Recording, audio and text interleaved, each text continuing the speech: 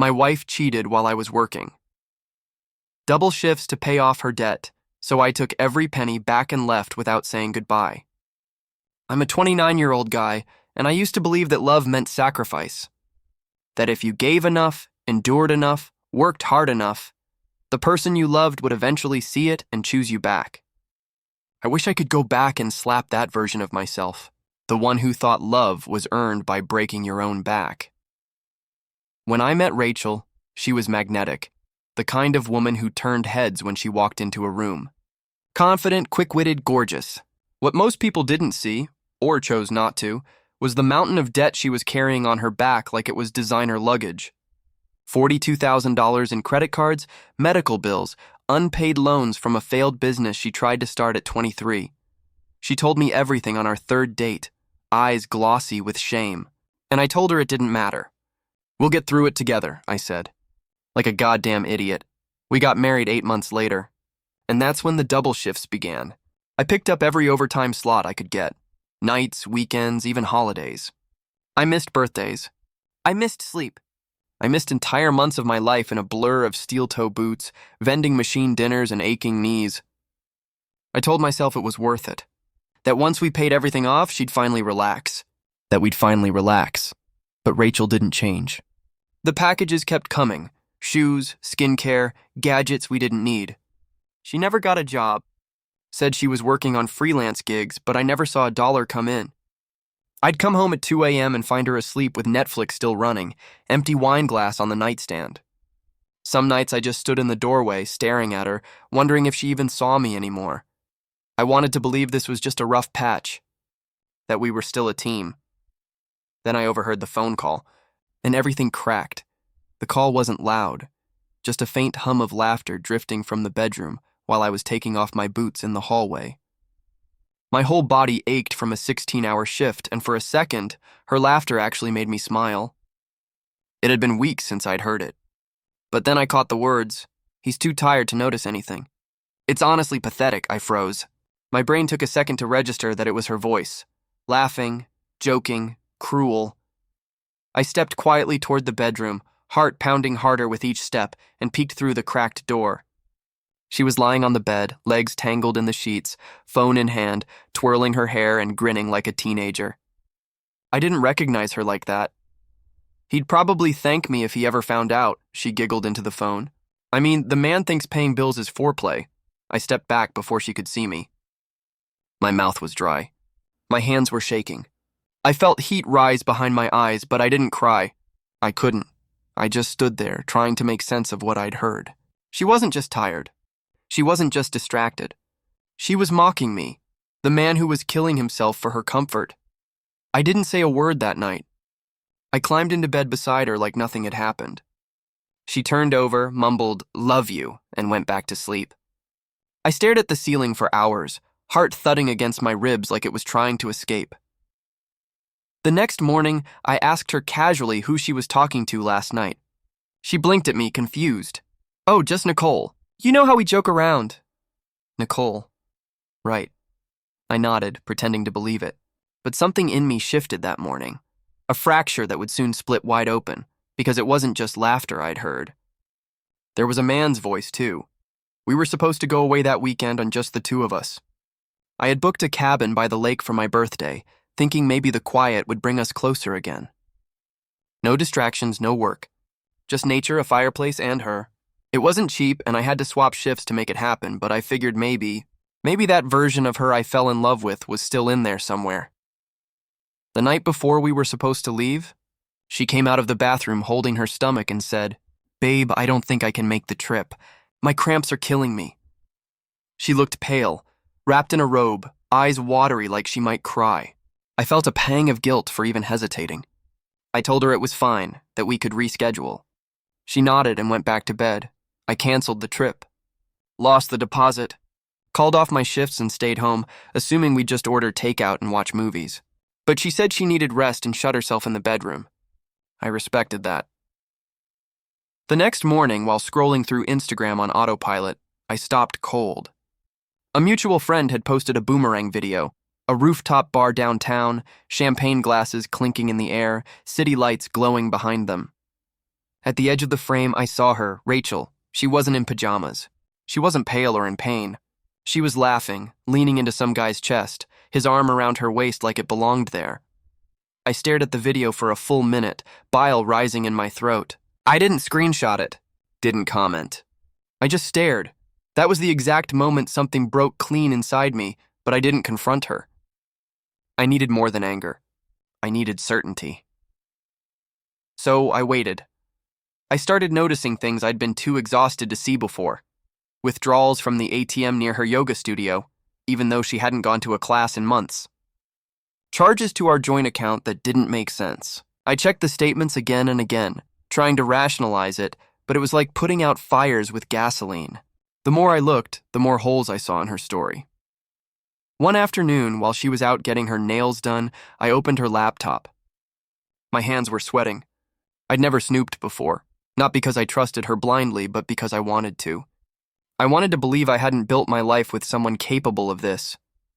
I opened her browser. Nothing. Then her email. Still nothing. But in the bookmarks bar was something that caught my eye. A login to a second bank. One I didn't recognize. My stomach dropped. I clicked. The account was real, active, and had thousands in it. She'd been transferring money from our joint account every couple of weeks. Small enough amounts not to trip alarms, but consistent. She was saving behind my back from the money I was earning. That night, I didn't sleep. I sat in the kitchen, lights off, phone in my hand, staring at my own bank's app, and I made a decision. The next morning, I walked into the credit union and opened an entirely new account. I rerouted my direct deposits. From that day forward, not a single cent went into the joint account, but I kept working, kept taking double shifts, kept playing the part of the tired, clueless husband. Let her believe I was still under the spell. I wasn't done yet. Because I hadn't touched her phone, and I had a feeling that's where the real filth was hiding. It happened one evening when she was in the shower, phone left face down on the nightstand. Screen still lit up from a notification. I wasn't planning to touch it, honestly. But something inside me snapped the moment I saw the name. Derek. I picked it up, thumb trembling, and opened the thread. I don't know what I expected. Maybe some flirting, maybe a few jokes. What I found was a full-blown relationship. Dozens of texts, selfies, inside jokes, pet names, photos of hotel room keys, screenshots of flight confirmations. My chest tightened as I scrolled. Heat burning through me like acid. I miss waking up next to you. He's still working those double shifts.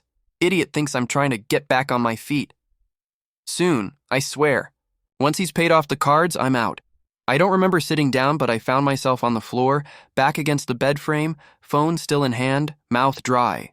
My heart wasn't racing. It was dead silent, like it was holding its breath, waiting for me to break. There was one message that hit me harder than the rest.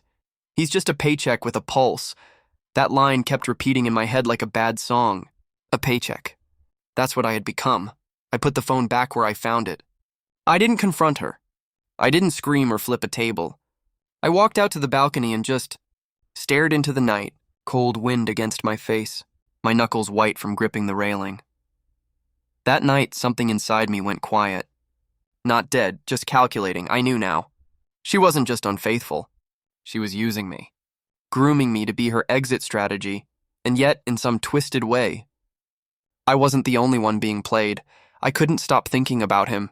Derek, the mystery man. The one she was saving my money to run away with. I wanted to punch a wall. I wanted to punch him. But something kept bothering me.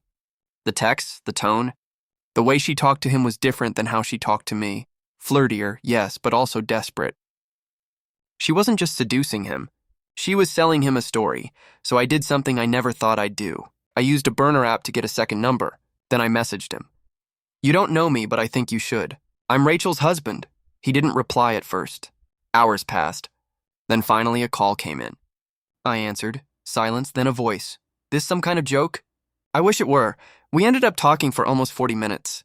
Turned out Derek had no idea she was married. She told him I was her ex. That I'd drained her emotionally, wouldn't leave her alone, and was refusing to sign divorce papers. My jaw clenched with every lie he recounted. She told him I was abusive, that I cheated on her. But here's the thing. Derek wasn't a monster. He was pissed, confused, even sounded kind of heartbroken. When I sent him screenshots of our wedding photos, our lease agreement, and her texts begging me for money just 2 weeks ago, he went silent. Then he said something I'll never forget. She did the same thing to her last guy. Said he was the crazy one too. I sat on the floor in stunned silence. She didn't just cheat on me.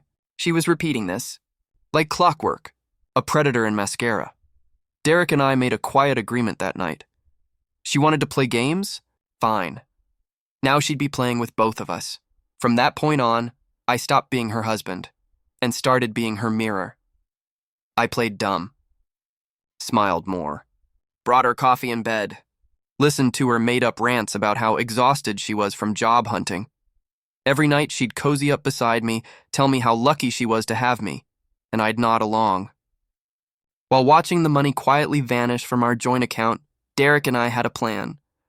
He went radio silent on her. No more texts, no calls, nothing. She spiraled.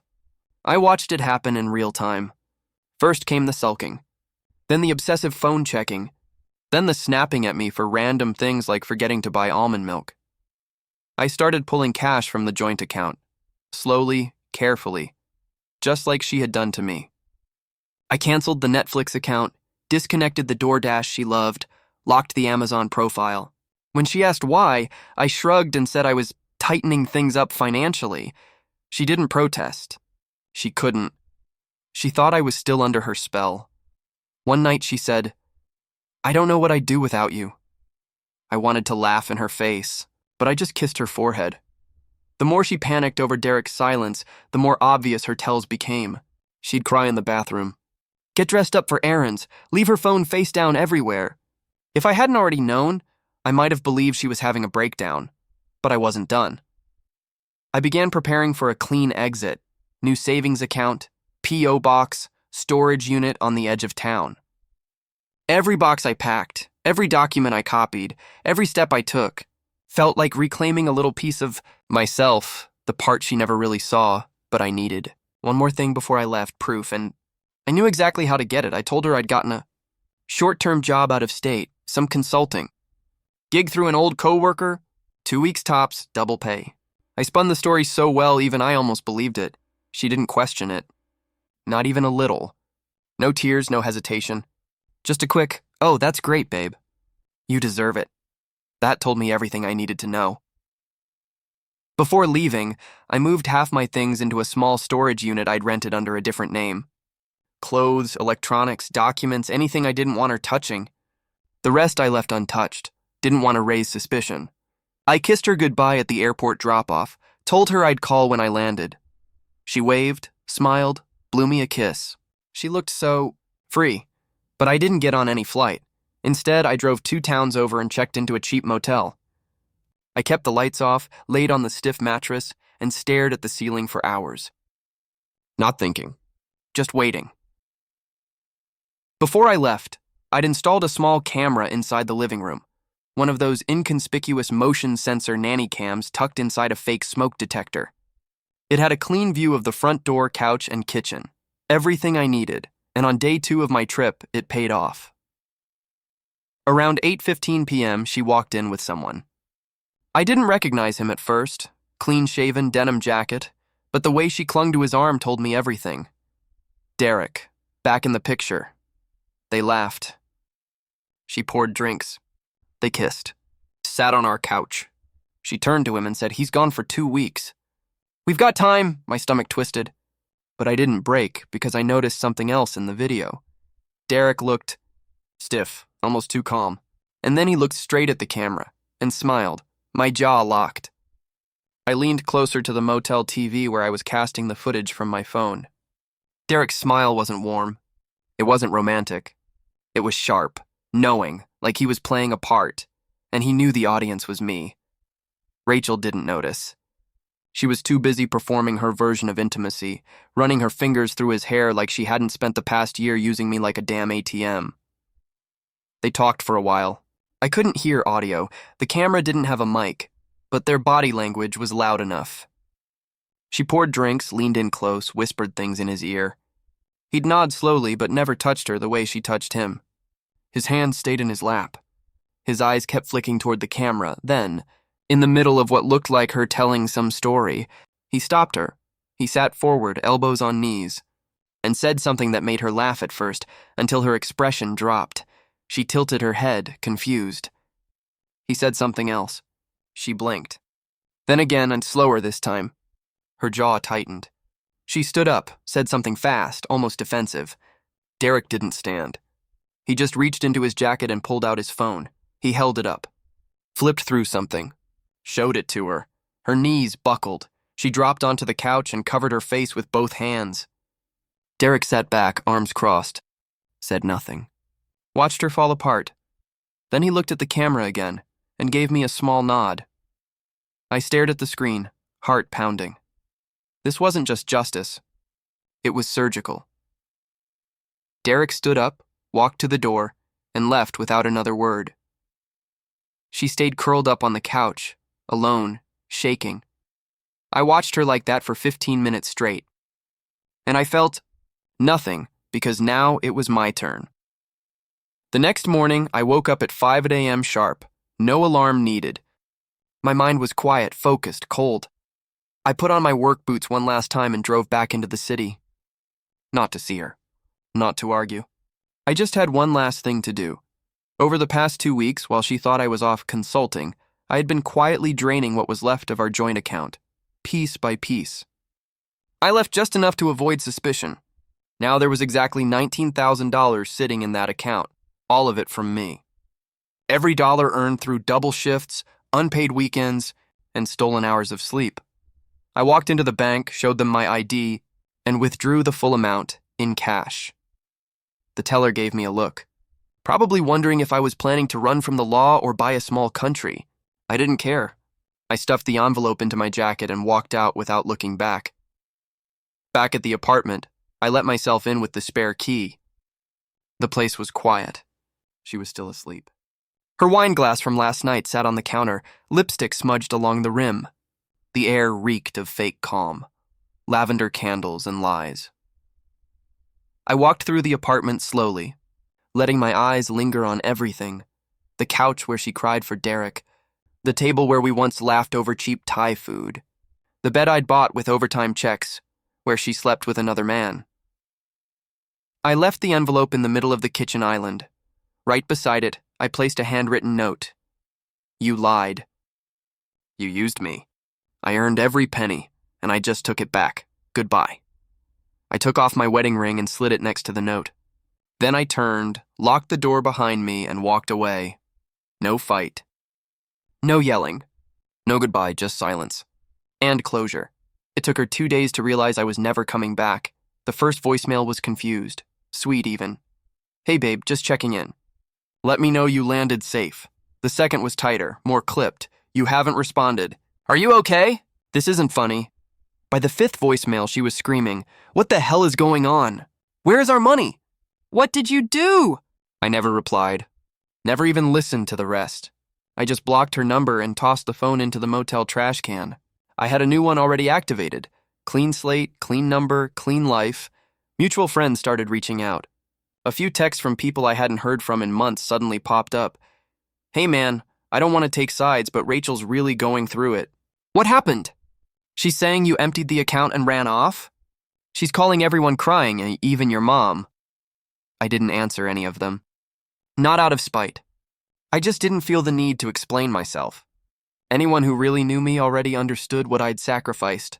Anyone who didn't wasn't worth justifying it to. A week later, my sister called, the only person I still trusted, and told me Rachel had a full-blown meltdown. Rent was due. Credit cards were maxed. Derek had ghosted her completely. Apparently, he deleted his socials and changed his number after that night. She was left sobbing in group chats, accusing me of ruining her life, but I hadn't ruined anything. She built her life on lies. I just stepped out of the way. As for me, I was already in Colorado by then. New job, new city, living out of a modest but peaceful studio apartment with a mountain view and zero chaos. I started sleeping through the night, eating breakfast slowly, breathing like I remembered how. I wasn't angry anymore. I was free. It's been 6 months since I disappeared from that life. No more 16-hour shifts. No more walking on eggshells. No more pretending love looked like sacrifice and silence. I have a small place now, just one bedroom, second floor, with a window that faces the mountains. Every morning I drink my coffee and watch the sun touch the peaks, and I feel still. That's the word. Not happy, not sad, just still. Sometimes I catch myself wondering what she's doing, if she ever got another Derek, if she learned anything. But I stop myself, because that's not my story anymore. My story is about me now. I picked up painting again, something I hadn't touched since college. I go on long walks with no destination. I even started seeing someone slowly, carefully. She doesn't know much about my past yet, and I'm in no rush to unload it. For the first time, I'm learning how to just be without explaining or apologizing for who I am. People think closure comes from confrontation, from getting the last word, the final explosion, the dramatic exit. But it doesn't. Not really. Closure is the quiet. The decision to no longer bleed for someone who never brought you bandages. I think back to all the nights I walked in and saw Rachel asleep on the couch, Netflix playing, while I stood there with grease under my nails and bills in my hand. I used to wonder if she saw me. Now I know the truth. She saw me. She just didn't value me, but I do now. And that's more than enough. Sometimes people ask if I regret not confronting her face to face. If I regret the silence, I don't, because sometimes the loudest thing you can say is nothing at all, and letting karma do the rest.